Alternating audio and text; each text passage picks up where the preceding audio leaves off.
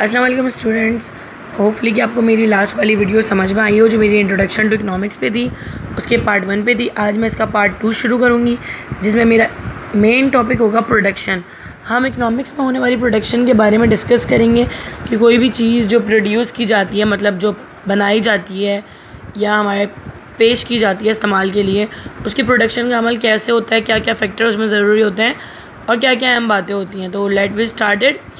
सबसे पहले हम ये सोचते हैं कि जो भी चीज़ें हमें इस्तेमाल के लिए मिलती हैं वो स्टफ़ कहलाती हैं। क्या कहलाती हैं? स्टफ़। चाहे वो कोई चीज़ हो या वो कोई खिदमत हो।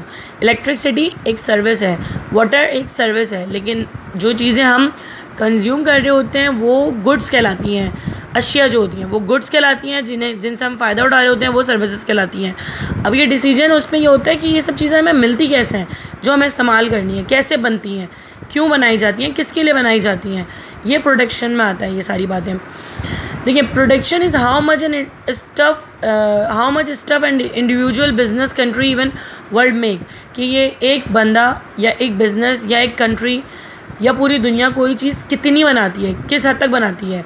मगर ये स्टफ़ होता क्या है? सबसे पहले तो आपको ये समझना है स्टफ़ क्या है। स्टफ़ में हमारे पास गुड और सर्विसेज दो चीज़ आती हैं, गुड्स और एक सर्विसेज। गुड्स कहते हैं हम उन चीज़ों को जिन्हें हम टच कर सकते हैं, जिन्हें हम ख़रीद सकते हैं, ठीक है। सर्विसेज वो चीज़ें होती हैं जो परफॉर्म की जाती हैं, जो फील की जा सकती हैं, उन्हें टच नहीं कर सकते आप, वो सर्विसेज होती हैं, जो सहूलियात होती हैं, ठीक है। अब बात ये उठती है कि ये स्टफ़ कितने बनाए जाएं। एक बंदा अगर समोसे की दुकान लगाया हुआ है तो वो कितने समोसे बनाएगा? जाहिर सी बात है वो उतने ही समोसे बनाएगा जितने उसके बिक जाएंगे अकॉर्डिंग टू द डिमांड। वो उतनी ही प्रोडक्शन करेगा जितनी उसकी डिमांड होगी, जितनी वो सप्लाई कर सकेगा, जितने में उसको प्रॉफिट हो रहा होगा। जब लॉस होगा तो वो काम नहीं करेगा। अब बात उठती है इन स्टफ़ को बनाया कैसे जाता है। What do we need to make all of this stuff. इन तमाम स्टफ़ को बनाने के लिए, मतलब गुड्स और सर्विसेज दोनों, अशिया भी और सहूलियात भी, इनको वजूद में लाने के लिए हमें किन किन चीज़ों की ज़रूरत पड़ती है, क्या चीज़ की ज़रूरत पड़ती है। तो वो चीज़ आती है फैक्टर्स ऑफ प्रोडक्शन में। किस में आती है? फैक्टर ऑफ प्रोडक्शन में। जो चीज़ें हम प्रोडक्शन के दौरान इस्तेमाल करते हैं वो सब फैक्टर्स ऑफ प्रोडक्शन कहलाते हैं। सबसे पहले फैक्टर ऑफ प्रोडक्शन होता है लैंड, नेचुरल रिसोर्सेज। लैंड का मतलब ये नहीं है ज़मीन, जो भी चीज़ें हमें नेचुरली मिल रही होती हैं हम उन सबको लैंड में काउंट करते हैं। वाटर हो गया, नेचुरल गैस हो गई, ऑयल्स हो गया, ट्री हो गया, all the stuff we find on in air in and under the land. जो हमें ज़मीन पर या ज़मीन के अंदर मिल रही होती हैं वो तमाम चीज़ें लैंड में काउंट होती हैं। लैंड का मतलब ज़मीन नहीं है, ये लैंड से मिलने वाली चीज़ें। लेबर, फिज़िकल एंड इंटेलेक्चुअल, जो हम मैन पावर इस्तेमाल कर रहे होते हैं, दिमागी या जिस्मानी, मतलब फ़िज़िकल एफ़र्ट हो या मेंटल एफ़र्ट हो, वो लेबर कहलाती है, जो भी हम अपने काम को करामत करने के लिए बनाते हैं। फिर आता है कैपिटल टूल। कैपिटल टूल्स क्या होते हैं? कैपिटल में आते हैं टूल्स, मशीनरी, फैक्ट्रीज़, जितने भी आप औजार इस्तेमाल कर रहे हैं, मशीनें इस्तेमाल कर रहे हैं, फैक्ट्रीज इस्तेमाल कर रहे हैं, वो सारी आपकी कैपिटल में आती हैं। मतलब सिंपल इज़ दैट है कि आप जितनी भी चीज़ें दूसरी चीज़ की प्रोडक्शन के लिए इस्तेमाल करते हैं, चाहे वो एक सुई हो, चाहे वो एक धागा हो, चाहे वो कोई भी मशीन हो, वो सब आपकी कैपिटल में आती हैं। वो आपकी तमाम चीज़ें आपके सरमाए में ही काउंट होंगी, कैपिटल में काउंट होंगी। ह्यूमन कैपिटल, जो इंसानी कैपिटल होता है आपके पास, वो उसका दिमाग होता है, उसके आइडियाज़ होते हैं, उसकी इनोवेशंस होती हैं। इनोवेशंस वो चेंजेस होते हैं जो हम किसी भी काम को बेहतर बनाने के लिए उसमें तब्दीलियाँ ला रहे होते हैं, वो इनोवेशंस कहलाती हैं। अब लास्ट ऑफ ऑल आपके पास आता है एंटरप्रेन्योरशिप।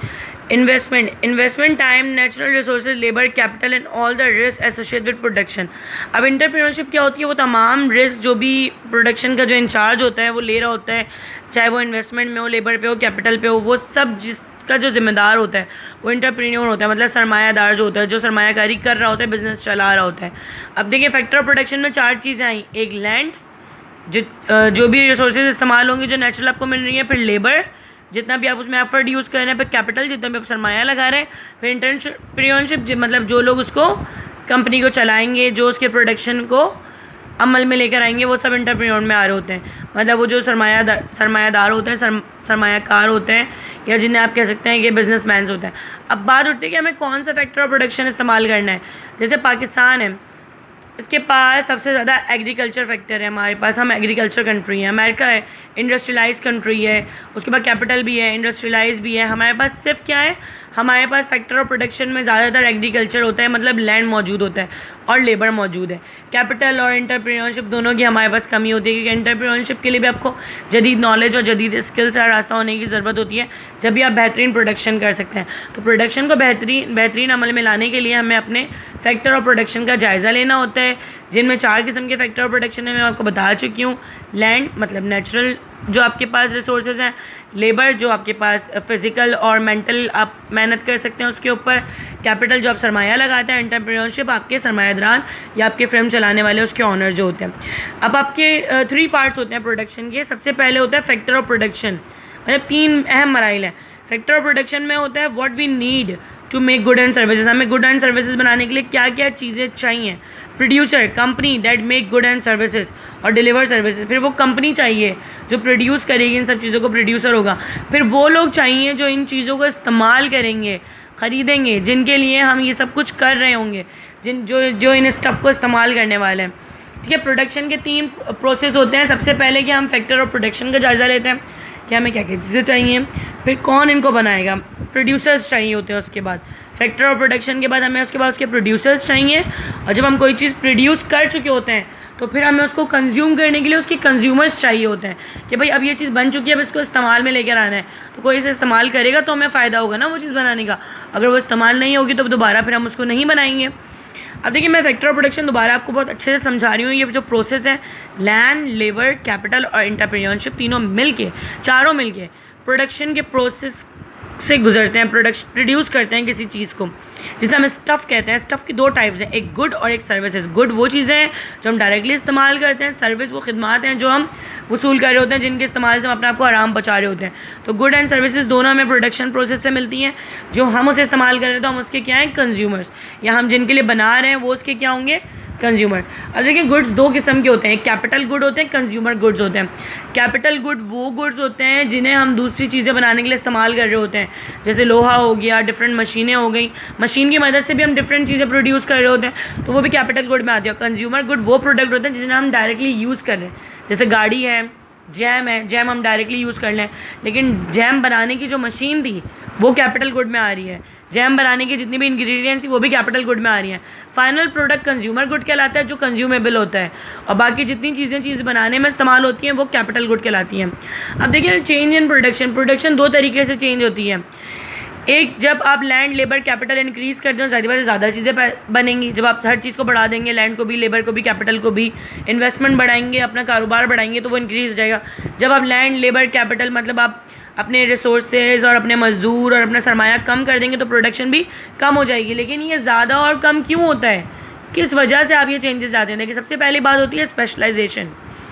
जो इंसान जिस चीज़ की पैदावार में माहिर होता है वो करता है। मुझे शूज़ बनाने नहीं आता है, मैं शूज़ नहीं बना सकती, लेकिन मुझे बर्गर बनाना आता है, तो मैं बर्गर बना के ज़्यादा फ़ायदा उठा सकती हूँ। समथिंग लाइक दैट, मैं एक टीचर हूँ तो मैं मैथ्स और फिज़िक्स ज़्यादा अच्छे से पढ़ा सकती हूँ एज़ कम्पेयर टू दैट कि मैं बोलूँ मैं मैथ्स भी पढ़ाऊँगी, फिज़िक्स भी, इंग्लिश भी, उर्दू भी, तो क्या होगा, ये मिक्स प्लेट बन जाएगी जो किसी काम की नहीं होगी। तो बेटर ये है कि हम जिसमें स्पेशलाइज हैं हम उसी काम को करें। तो इसलिए हम क्या करते हैं, डिवाइड कर देते हैं अपनी प्रोडक्शन को उस चीज़ की तरफ जिसमें हम स्पेशलाइज हों। अब डिवीज़न ऑफ लेबर क्या होता है, अगर मुझे काम करना आता है, मैं हर काम की तरफ ध्यान दूँगी तो मैं वो काम, हर काम को अच्छे से नहीं कर सकती। मैं उस तरफ अगर अपना लेबर मेहनत को डिवाइड कर दूँगी जो मैं ज़्यादा अच्छे से कर सकती हूँ, तो शायद मैं ज़्यादा कामयाब हो जाऊँ। इसीलिए हम क्या करते हैं, everyone is fit on his own job, कि you do your job well then other job. आप अपनी जॉब जो है वो ज़्यादा अच्छे से कर सकते हैं दूसरे के काम करने के मुकाबले, तो आप वही काम करें जिसमें आप बेटर हैं। इसलिए हम डिवीज़न ऑफ लेबर करते हैं, उस तरफ लेबर को लगाते हैं जहाँ वो ज़्यादा बेहतर काम कर सके। इसलिए एक चीज़ की प्रोडक्शन कम करके दूसरे की प्रोडक्शन बढ़ा देते हैं जिसमें हमारा लेबर ज़्यादा एक्सपर्ट होता है। तो कंजप्शन, अब कंजप्शन का पैटर्न चेंज होने से भी प्रोडक्शन चेंज होती है। जैसे लोग डेल की मशीनें यूज़ कर रहे थे पहले डिवाइसेस, तो डेल ज़्यादा बना रहा था, लेकिन क्या हुआ, फिर डेल वालों से एप्पल पे शिफ्ट हो गए सारे, ज़्यादातर लोग उसको यूज़ करने लगे। तो क्या हुआ, कंज्यूमर्स की वजह से डेल वालों को प्रोडक्शन कम करने लग पड़ी और एप्पल वालों को बढ़ानी पड़ी, क्योंकि उनकी चीज़ें ज़्यादा बिकने लगी थी। ये लोगों के ख़रीदने और पसंद करने की वजह से ये चेंज हमारे प्रोडक्शन में आता है। देखिए, हाउस होल्ड सर्किल है, सर्कुलर फ्लो मॉडल है। हाउस होल्ड्स, हम जब कोई चीज़ें ख़रीदने के लिए स्पेंडिंग करते हैं तो पैसे फ्रेम के पास जाते हैं। फ्रेम जो होता है वो सैलरीज देता है जो लेके आप घर में आते हैं, तमाम लोग अपने अपने घरों में जाते हैं। अब उसके बाद क्या होता है, फैक्टर ऑफ प्रोडक्शन में एक लेबर और कैपिटल जो हमारी सेविंग्स होती हैं, हम वो अक्सर फ़िल्म्स वगैरह में इन्वेस्ट कर रहे होते हैं ताकि हमें उससे मुनाफा मिल सके।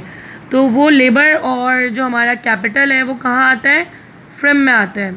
बिल्कुल इसी तरीके से सेविंग्स जो होती हैं वो फ़िल्म में डाली जाती हैं फ़िल्म की प्रोडक्शन को बढ़ाने के लिए, और फिर उसमें मज़ीद इन्वेस्टमेंट की जाती हैं ताकि फ़िल्म की प्रोडक्शन और अच्छे से बढ़ाई जा सके और आपको मज़ीद अच्छी सर्विसेज प्रोवाइड की जा सकें, गुड और सर्विसेज जो हमारे घरों तक पहुंचाई जाती हैं। जितनी ज़्यादा इन्वेस्टमेंट होगी उतनी अच्छी गुड और सर्विसेज हमें मिल सकेंगी। अब मैं स्टार्ट करूँगी टॉपिक जीडीपी का, ग्रॉस डोमेस्टिक प्रोडक्ट। जो हमारी मुल्क में बनने वाले पूरे साल में जितनी प्रोडक्शन होती है वो मुल्क की जीडीपी कहलाती है। द टोटल पैसो value of all final good and services produce in a year in a country.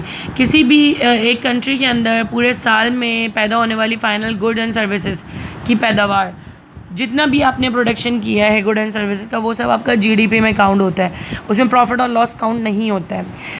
मुझे उम्मीद है कि आप सबको मेरी ये वीडियो पसंद आई होगी और समझ में भी आई होगी।